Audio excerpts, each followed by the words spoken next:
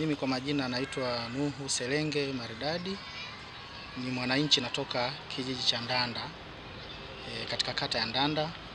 Nimewiwa kuchukua fomu ya kuomba ridhaa ya kugombea ubunge katika jimbo letu la Ndanda, huku nikiwa na nia ya dhati kabisa ya kuwatumikia wananchi wa jimbo la Ndanda.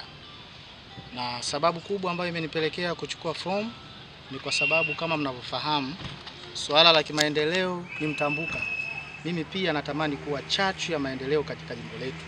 Nataka niwe kiongozi kwa wananchi wa jimbo la Ndanda ili tuweze kusukuma gurudumu la maendeleo kutoka hapo tulipo na kwenda mbele zaidi.